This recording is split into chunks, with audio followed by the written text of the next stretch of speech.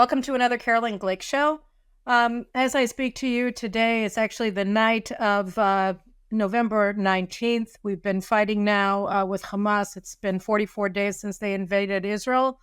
And we see most of the ground operation is in northern Gaza, but we're moving also to central Gaza and also beginning to operate in southern Gaza. And I wanted to get a sense of the picture of the battle space in Gaza with an old friend of mine and really one of the military men that I most admire. It's Lieutenant Colonel Yaron Buskila. He's a reserve lieutenant colonel. And in reserves, he serves as the operations officer for the Gaza Division. In his civilian life, Colonel Buskila is also the CEO of IDSF, otherwise known as the Bitronistim, which is an organization of retired Israeli military warriors and officers, commanders that compiles strategies and tactics for better fighting our wars and defeating our enemies. So first of all, we're really lucky to catch him awake because he's working around the clock. Colonel Buskila, thank you so much for coming and joining me on the program today. Thank you, Caroline, for doing. No, it's my pleasure.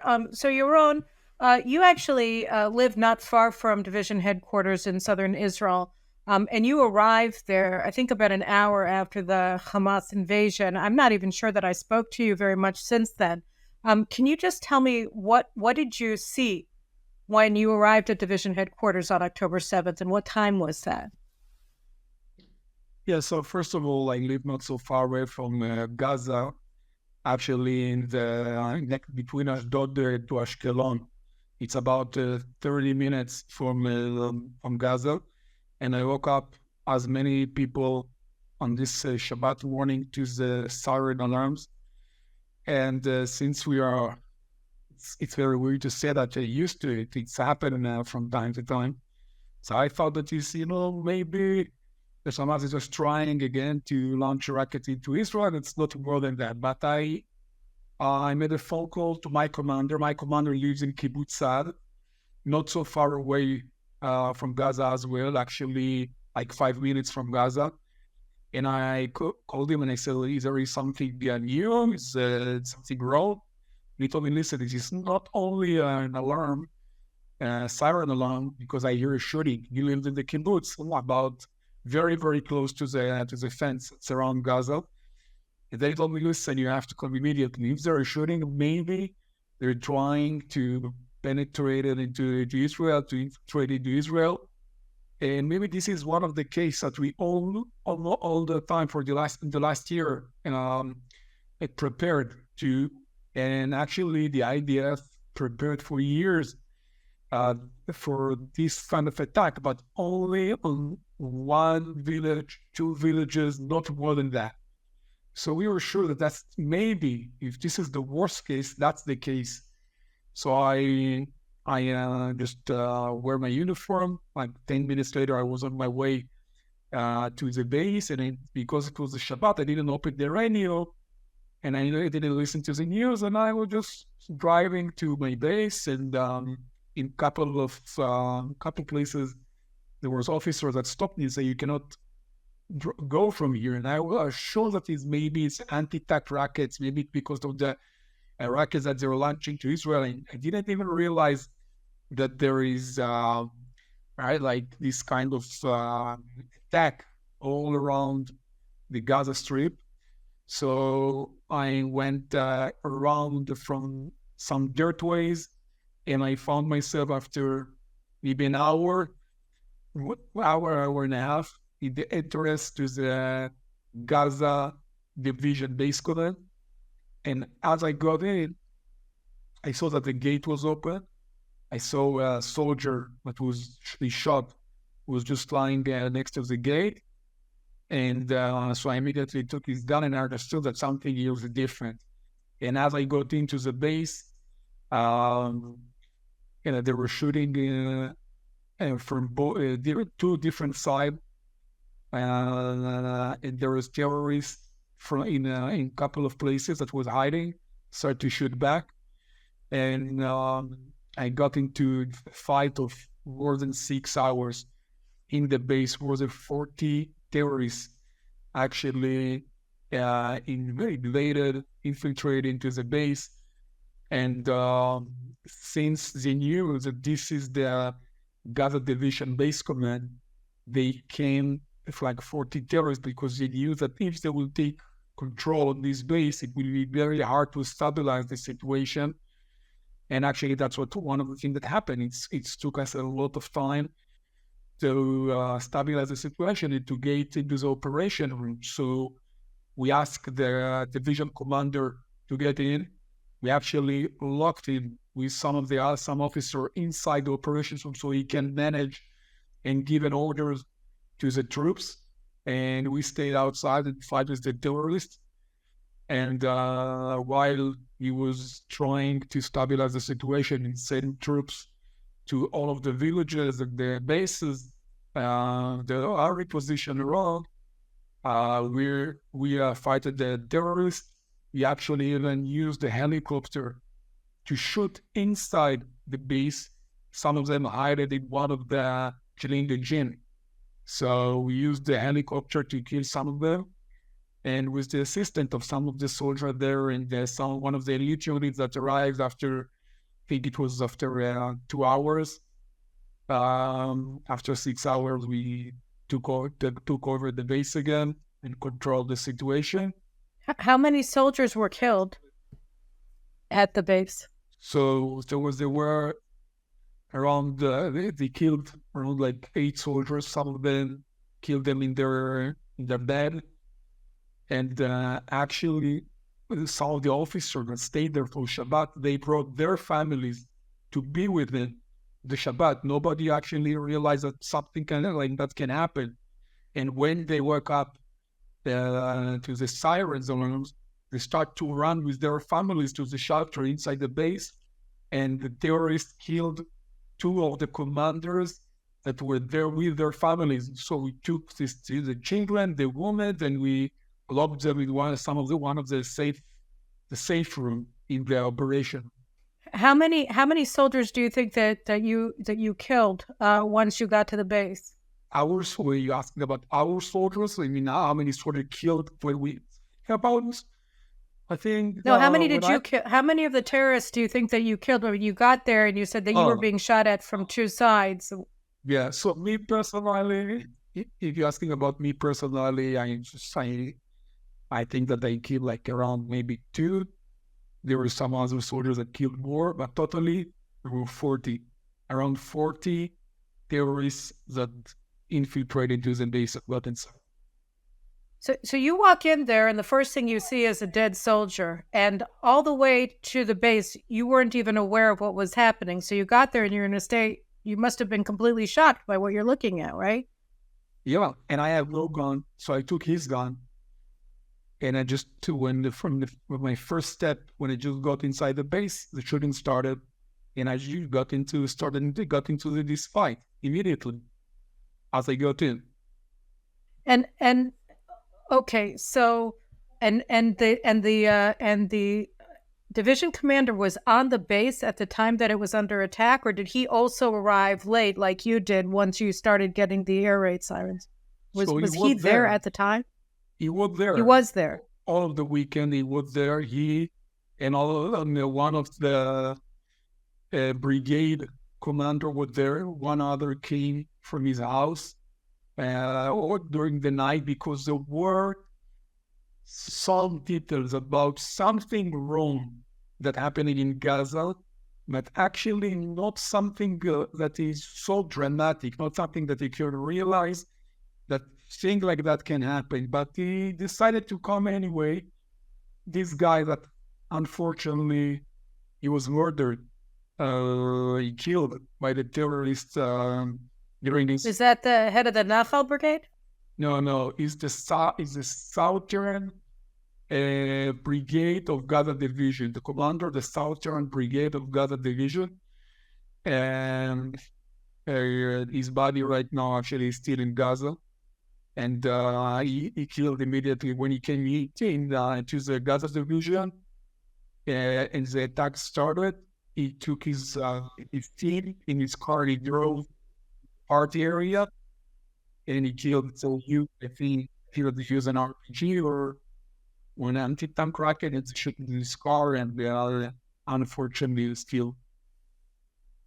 He got to the base, or they killed him on the road on the way to the base? No, he first he got to the base, and then when he just started to understand what's going on, he took his time, and he drove to the party area, and he was killed there somewhere on the way.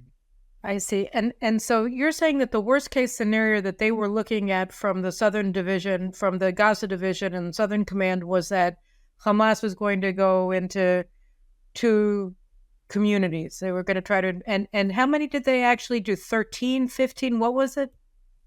She's open 75 places, like in the gates. They broke the gate in 75 places, and they got to more than 20 villages, and to all of the army position in the same time. There was more than 2,500 terrorists that actually got infiltrated in the first wave. Then was the second wave of some other terrorists that just joined them from the Jihad Islamic Palestinian. And they, like about maybe between 500, then came another 1,000 people that actually civilians, that they caught in the mosque, and they say, now we have opportunity to kill Jewish people. And still, it's got the mob, this is the right word in English, like they came inside just with a knife, knives and whatever that you could hold, and they joined to this Hamas terrorists and got inside, and some of them stole things just to take to Gaza. And I saw one of the video, one shocking video, that one of them came with a pickup to one of the villages to Iran, and he took a bicycle, and he took one of the furniture, and then he saw a 3 years old baby child just walking and looking for his parents, and he took him and put him in the back of the pickup afterwards, like he was, I don't know, like one of the furniture or bicycle, and he drove away. Like him were people to take advantage of what happened to kill people. They where they could do that, so why not? And you could see people very old, like almost when walk, that coming in, and like maybe 70 years old, 80 years old, Arabic, and young people, even young children, like in the 8 years old, that coming in and just trying to stop and to kill Jewish people, as many as they can. And some of them, we recognize them as Arabics that was working inside the same villages. And the people that gave them work, gave them money, tried to live in peace with them. And for them, where they just have the opportunity, they kill the same people that they work with. Let me ask you a question, Yaron. When I know, a lot of the after action investigations are going to happen, obviously, after the war is over. But there were reports in the news that there were 2 consultations during the night with the top level commanders of the army, the chief of staff, the head of military intelligence, the head of the Southern Command, and the head of the Shabak.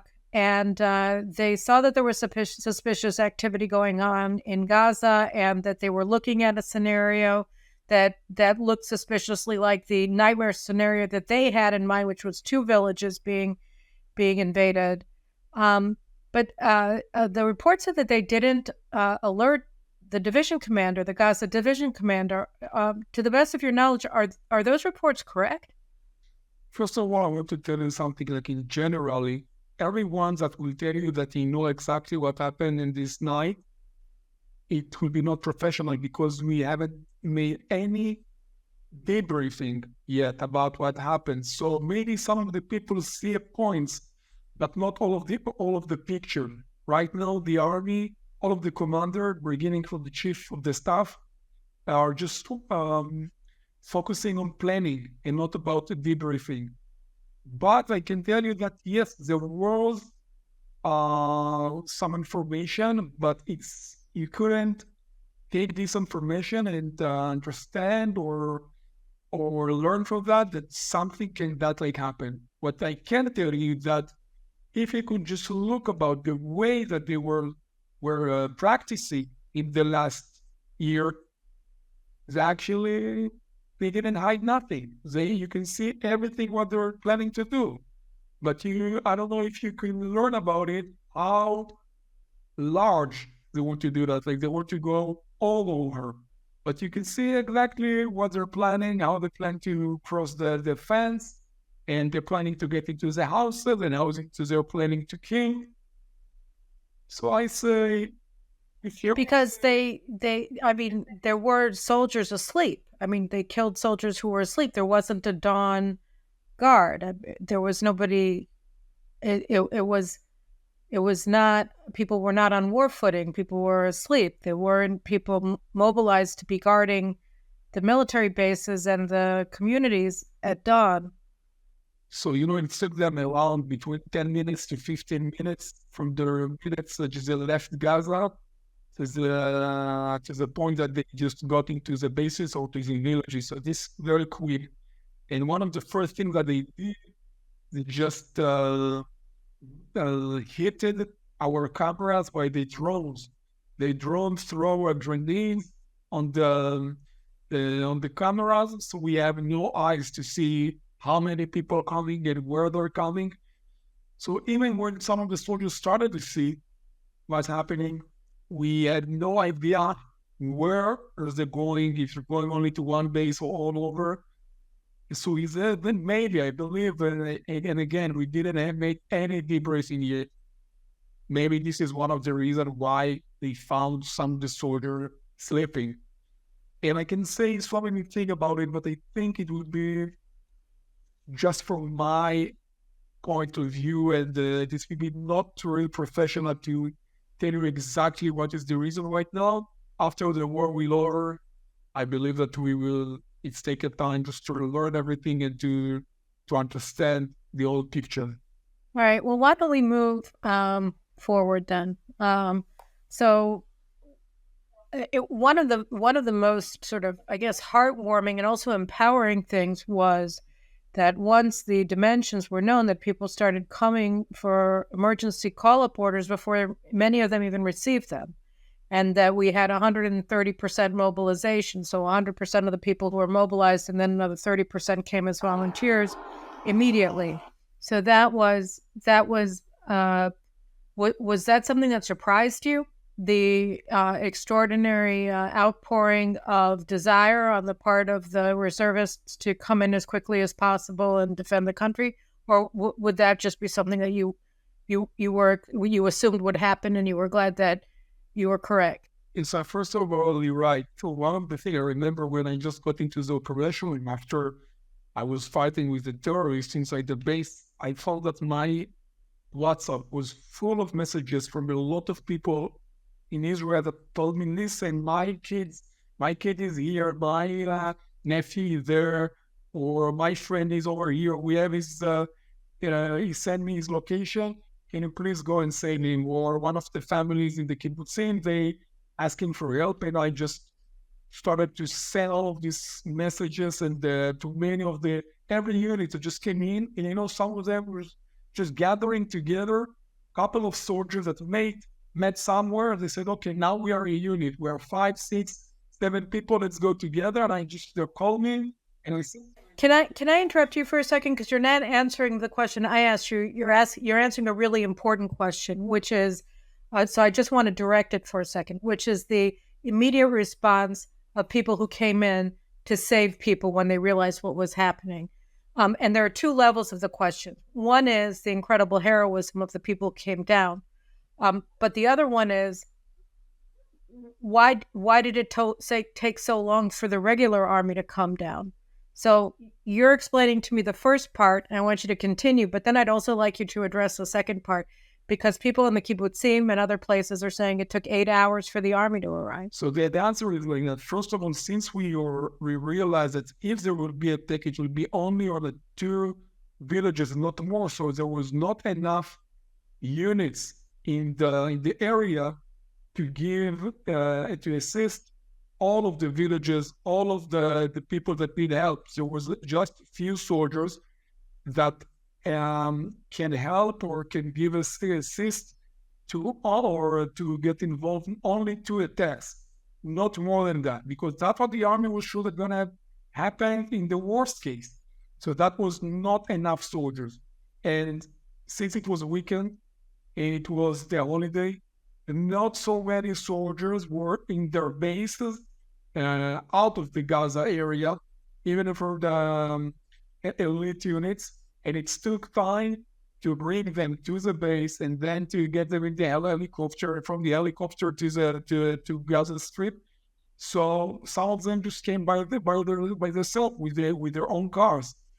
I don't know if this is answer your question. And so people come hear it from their friends that they are of the party, they say this, and there are people shooting out. So they came by themselves immediately because they heard it by the phone, by the messages.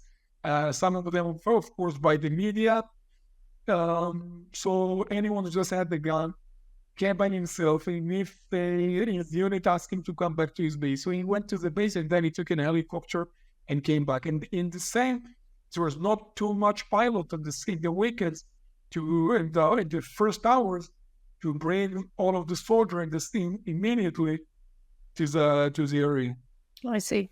So, I mean, because a lot of people were saved by civilians and by just, regular people who found out what was happening or came to find their child who was at the party or whatever and ended up coming out saving dozens and in some cases, hundreds of people on their own with no gun, just because they were trying to save their children. So, I mean, some of the stories are just unbelievable, but those are civilians. They weren't the army,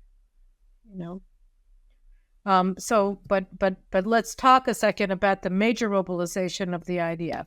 And that was the question that I asked, is that it took almost no time for the IDF to get over 300,000 reservists mobilized, to the point where they didn't even have enough equipment. They had to take several weeks in order to equip everybody who had already shown up with what they needed to be outfitted for war.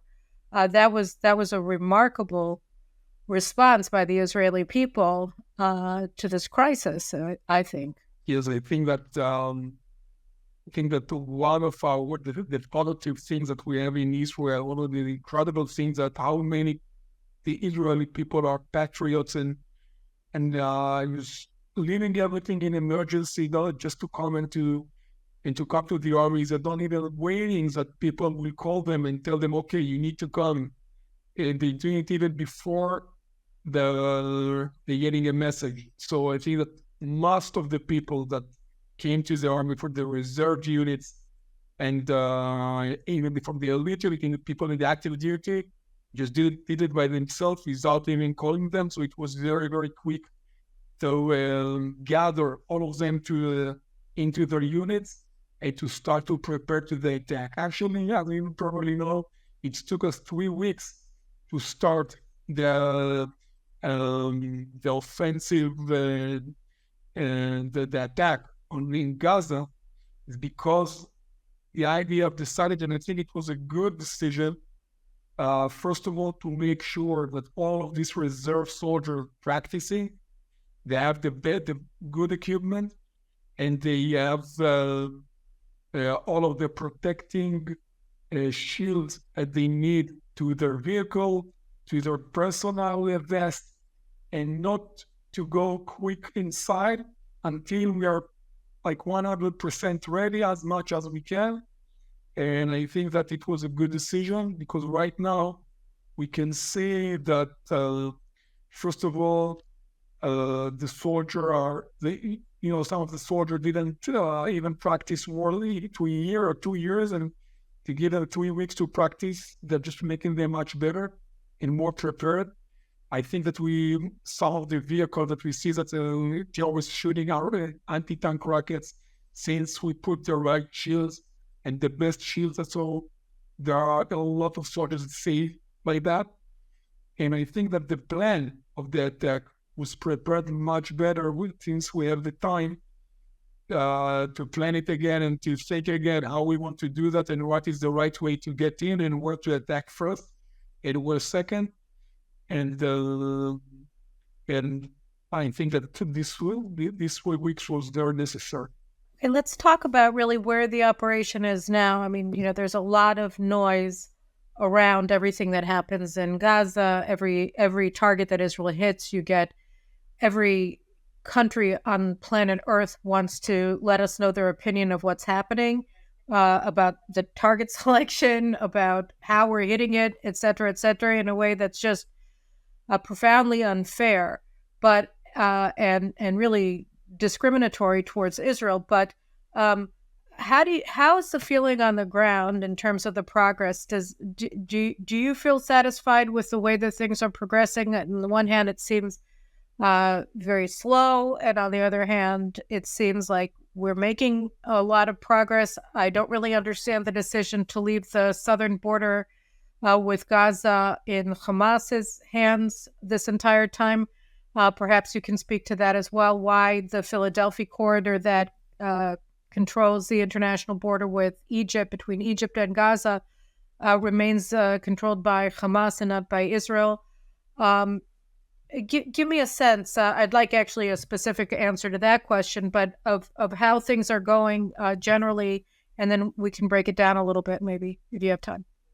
So first of all, yes, I feel very satisfied with the current situation in Gaza. I think that in the first days, nobody really understood what's going on inside Gaza. Where is the IDF?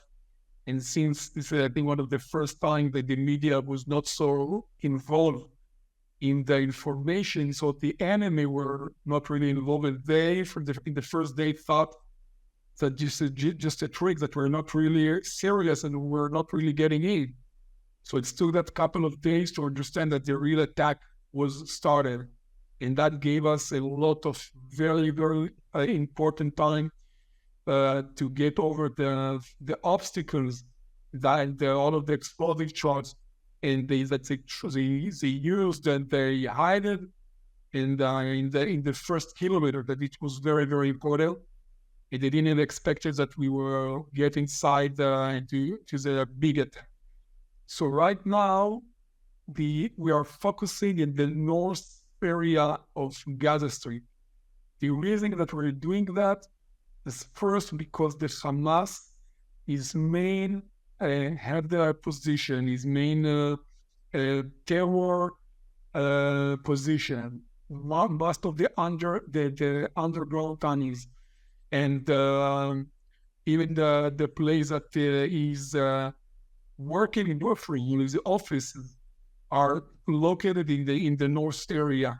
So we're the main goal, our main objective was first of all to make sure that there are no Hamas anymore, to ruin this organization, to destroy their.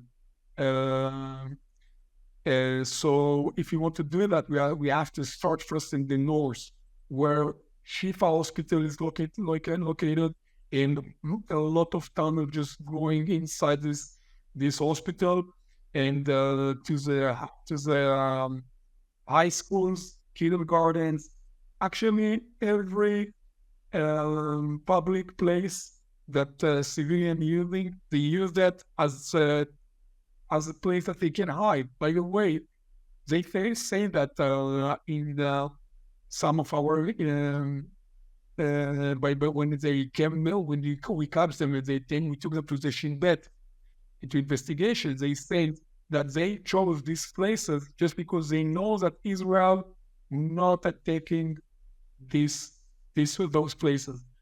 So that why we are focusing in the north area right now. Like in this moment, actually we're in Jabalia and in Zaytun. This is the center of Gaza, the hardcore of the terror of the Hamas located there. It's not an easy fight, but I think that the IDF took a very important decision this time. Not like, protective age operation and not in any other operation, that they decided that our soldier will not fight in a place that we didn't hit before from the air, from our artillery and from tank. And actually the soldier fighting not between the houses like we saw in the past, that they're using a hammer to break the walls, to say, they're fighting between ruined places. And that's a big difference, because first of all, we are killing all of the terrorists, even if there is some not like civilians that are not involved in terror or half involved in terror. So what? So first of all, we need to take care about our soldiers. This is a very moral decision. This is something that we had to do even, I think, before. Second, because we are hit from the air, is a very heavy bombs. So many of the tunnels just collapse, and that's become their graves. They did it because they planned that that's we did their own main weapon against us, as they did it in the protective watch operation. And since we're bombing it very heavily, so it become their grave. The muzzles, the tunnel muzzles, are blocked in many places, and it's very hard for them to fight. Some of the people told me, listen, there are not so many soldiers that died. Maybe the IDF maybe planned that would be more. And I said the IDF planned there would be 0 soldiers that died. We never give, a number before, or how many soldiers we accepted that to die in this. We're accepting that nobody will be hurt or die. But unfortunately, because they use all of the money that they get from all over the world, billions of dollars every year, the Hamas, the assistance from European countries and from the United States, and they just took all of the money. They never built even one school in the last 10 years, not one hospital by themselves, not one kindergarten. All of the money just spent it for tunnels. So about the south area, I believe that, yeah. So about the south area. So since we open a corridor to these people, to the Gaza civilians, we give them the opportunity to go to the south. So it will be even much more easy for us to fight in the north, because they use them as a human shield, and some of the times they just send them to stand between us to them. So it's much more easy for us to fight when there are most of the civilians in the south, and in the north, most of the people are terrorists. And very, very soon. But here, let me just break it down for a second, because there are 2 major concerns that have arisen. The first is that there are a lot of military-aged men who are being filmed on that humanitarian corridor. And there was at least one story by Amir Bukhbut, I think in Ma'ariv, who said that nobody was checking them because they were afraid of harming civilians. And so the fear is that you're getting a lot of terrorists who are pretending to be civilians and going south. Another fear, and we see it also with the telltale signs that the hostages had been held in Shifa Hospital and I think in the Indonesian hospital, or Rentitsi Hospital, that they're not there anymore. And so there's a lot of fear on this in 2 directions. One is that they're being moved out through this humanitarian corridor. And the other one, and I know that you have loudspeakers calling out in Hebrew, but you haven't found anybody yet. And if they're hostages, seems reasonable to think that they wouldn't be saying anything. And then the other thing is, are they being spirited out into Egypt? We're not there. We're not in charge there. So, this is a real danger that we're facing. And I haven't really heard anybody respond to these concerns. So first of all, we know that some of the terrorists used this humanitarian corridor and they actually escaped to the south. We know We know about some of the names, but very, very soon we will start to fight in the south area of Gaza Strip. We're not going to leave it. This is one of the plans to get there. I don't want to tell you now in live way, but this is one of the plans to be there and to eradicate all of the Hamas wherever they are. Second, about the border with Egypt. So I don't want just to give you exactly the information how we're doing that, but some of them tried to escape to Egypt, and we killed them during their on the way to Egypt, before the cross to Egypt. We actually, in some ways, we are there, so they actually don't really have the opportunity to escape into Egypt. We know if someone trying to do that, and let's just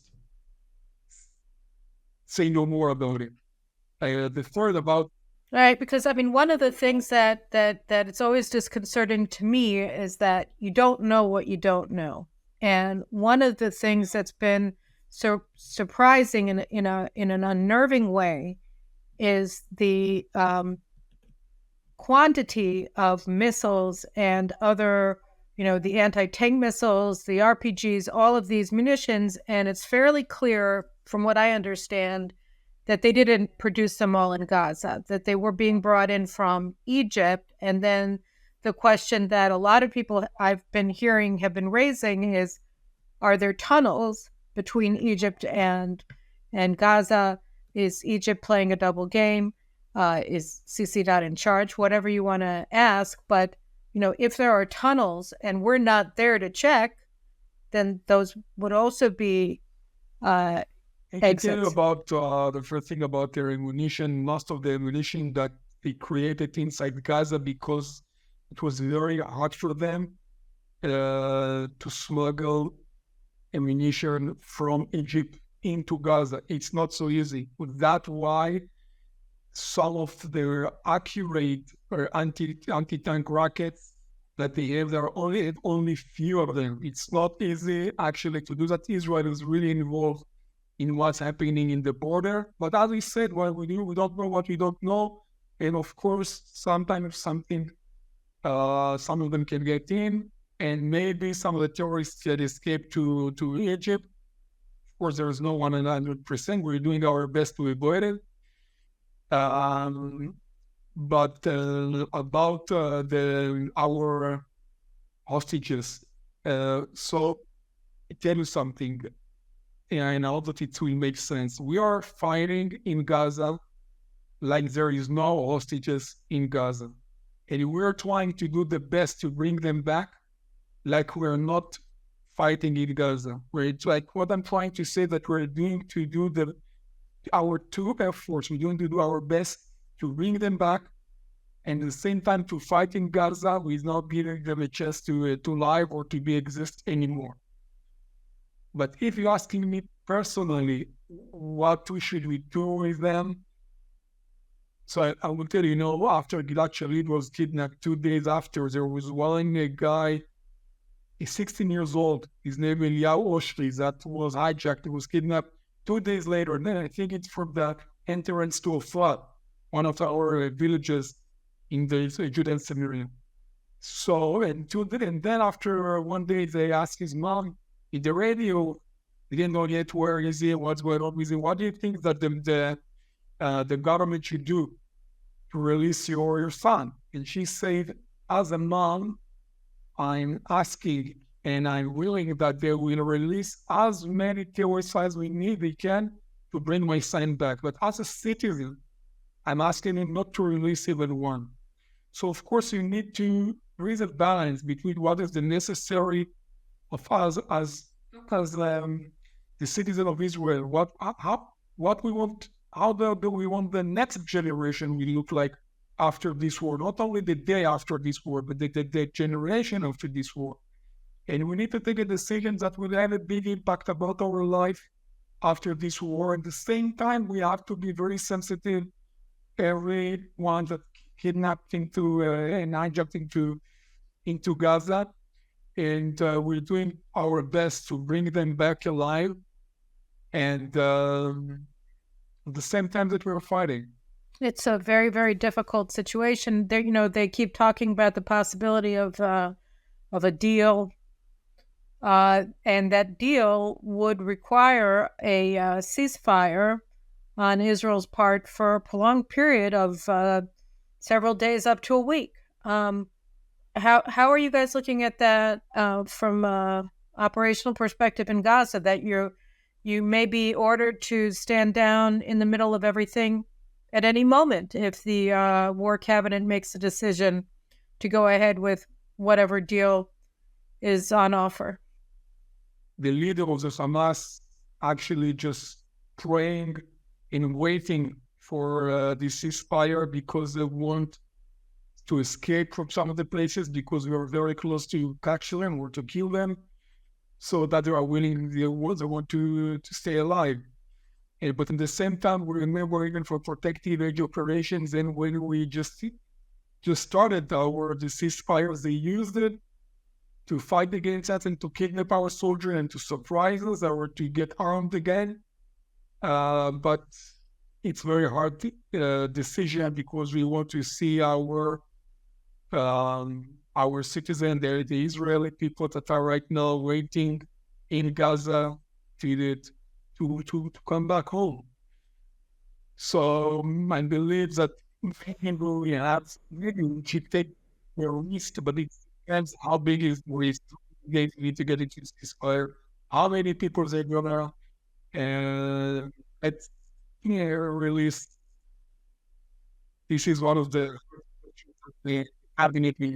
because one of the things, I mean, if we take your kind of, we'll search for the hostages as if there's no ground operation, and we'll proceed with the ground operation as if there are no hostages. The other question is, okay, so can you do something similar? Can you have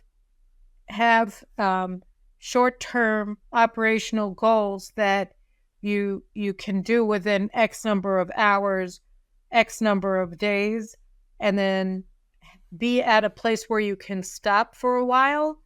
Or do you require continuous operations, and any stoppage is going to undermine our ability to defeat Hamas? And I mean, obviously, they'll use every pause in the fighting in order to regroup, rearm, re-equip, redeploy in other places. I mean, that's just ABCs. Of course they will. But is there a way to, bearing in mind the possibility that you're going to be ordered at any moment to stand down, that you're going to be able to be in a position where we won't have, for instance, more Hadar Goldens, God forbid, who, I had his brother Chemia on the show a couple of weeks ago, and he was snatched during, he was killed, and then his body was stolen during one of these civilian or humanitarian ceasefires in Protective Edge. So, I mean, are you looking at that as well? I think that our commanders of the RDF, and I think that the cabinet understand that once we will have a ceasefire, and of course that they will not release all of them, but they will take advantage of this ceasefire to hide the other, and to move them to another places. So I said this is a very hard decision, because as much as we are keeping fighting, this is just putting more stress on the Hamas, and that brings us much more close to our hostages. But as you're coming more close to the hostages, they may kill them, as they did in some other cases, even now, and during this operation, because they know that they prefer, first of all, to kill them and then to fight, and not to give them the chance to release alive, and not to give us the chance to save them. So it's not an easy, very easy answer, like a very clear answer to that. And just think that the best way, to keep push them and to go forward, and then to put them under stress. And if we will have the opportunity to release some of them alive, of course we will do that. And if not, we need to think even about the future. what will happen in the next time if they will kidnap another citizen. And if you want to avoid that, this is our opportunity to be very clear about our goals, our objectives, and to show to the Hamas leaders that they cannot play with our feelings, and to show us when they show us videos and pictures that they think that we will stop this fight. The ways that they are working their families of these hostages. No, I mean, it's horrible. And obviously you're talking about Corporal Noam Marziano, who they released a film of her last week pleading for her life. And then they showed a picture of her corpse after she had been killed, and accused Israel. And our men found her at Shifa Hospital yesterday on November 18th. So we're obviously we saw that. We also had I unfortunately can't remember his name, another hostage who was killed, who's 86 years old in Gaza. And we have to remember that all of these people, or most of these people, came into Gaza alive. And the only actor responsible for killing them, to the extent that they are killed, is of course Hamas. But how does the issue of the hostages impact the morale of the soldiers on the ground? I think the issues of the hostages is that that are not taking the place in the war that chooses our citizens, but our soldiers. And then there is that I'm getting excited and I take part of this fight, and I'm speaking with a lot of commanders and soldiers.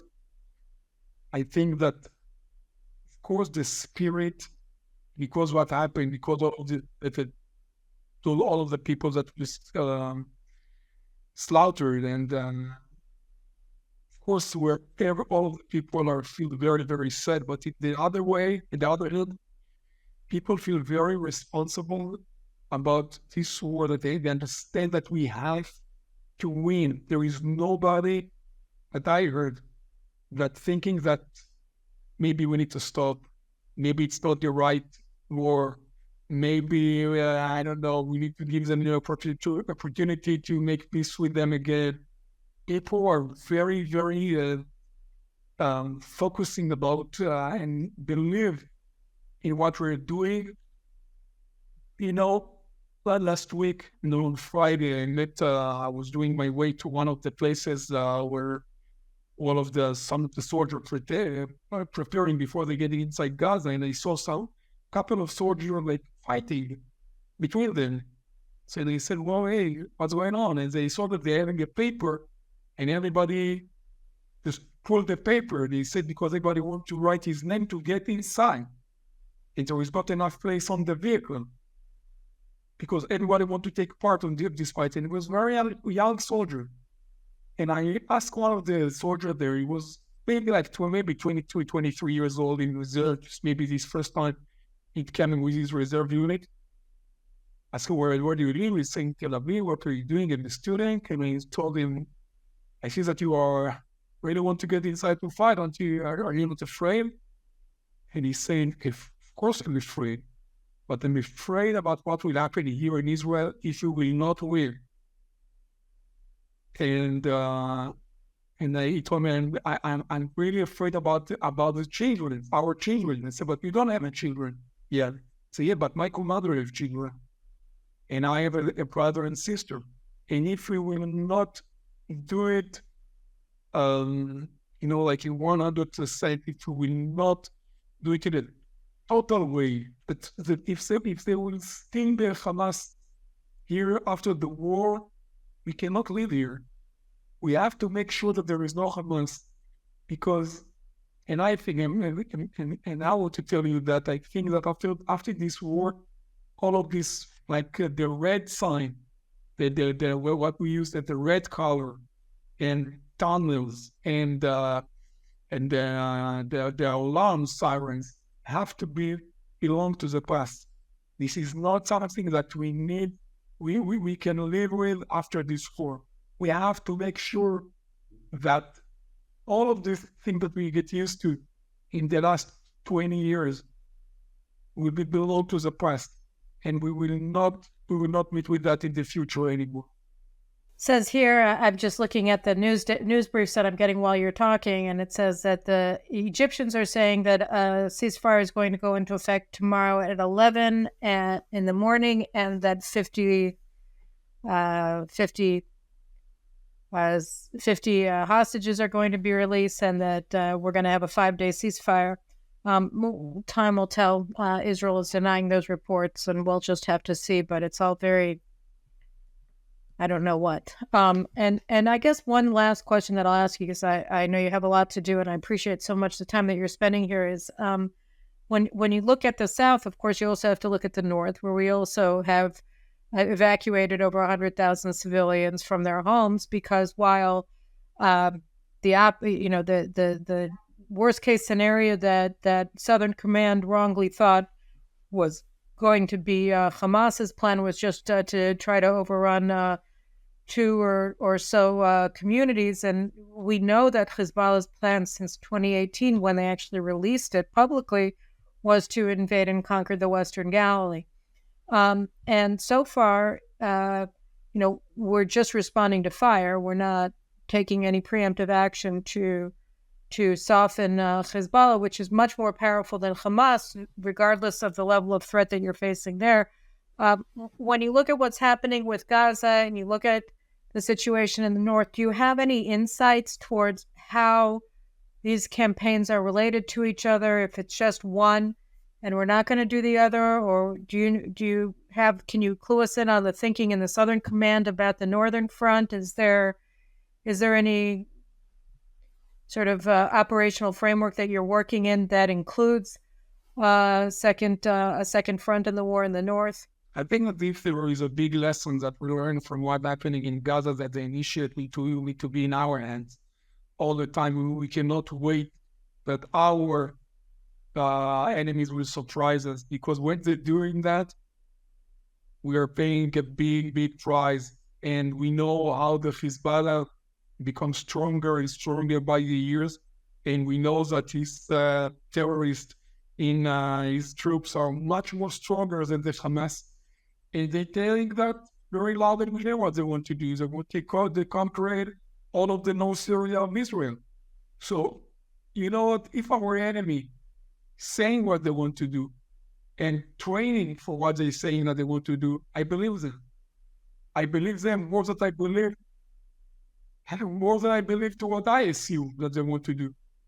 And I think that what happened in Gaza, there is nothing that more clear than that we have, after we will finish war from Gaza, we will have to, if we want to, the peace in the north of Israel, not only in the north of Israel, because they have the ability to hit us even in the center or even to the south. They have accurate rockets that can get everywhere. We have to be the ones that starting the war in Lebanon, and the initiative have to be in our hands, and to take this risk and to fight against this threat from the Hezbollah, and to make sure that there is no Hezbollah anymore. They're saying that the Hamas will not be here anymore. That will bring peace to Israel, and you know what? Even to Lebanon. I have to ask you a personal question, and I hope you don't mind. I just want to share. You were, I think, were you the most severely wounded, or one of the most severely wounded officers in Operation Protective Edge? And you went through an incredible process of rehabilitation, and here you are back in the fight. How do you feel? I mean, your body's already taken quite a beating in the previous war in Gaza. How are you? First of all, I injured 3 times during my service. The first time I injured in Lebanon. Second time I injured in Gaza while a 16 years old kid was riding a bicycle and blew up himself next to me. And the third time it was in the Judean Seminary, actually in the area of the Jordan Valley. So I left parts of me in every place in Israel. So how do you feel? I don't know. I don't think about it. I'm very focusing on about that I don't want others to be injured, and I want my family to be saved. And I feel, you know what, I feel lucky that I have the opportunity to protect the Israeli people and to have a role, a meaningful role in the IDF. And I feel blessed. You know, I met many soldiers that injured in the army, and some of them felt very miserable. And I said, I think that you need to feel lucky that you had the opportunity to belong to those people, to the Jewish people that protect Israel. And if you're injured, okay, this is just a small thing that you can do for the Jewish people and for your country. And we can do that even in the future, as much as we need. Well, you know, cats have 9 lives, but we only have 1. So I want you to be safe also, Yaron. And, you feel blessed to be able to be in a position to defend your country. And we certainly are blessed to have you there defending us. And I just want to say God bless you and all of the men that you're working with in our army. And you should all be safe and victorious and come home safe and sound. Thank you, Caroline. Thank you for Appreciate the opportunity. you very much. Thank you very much for joining me today.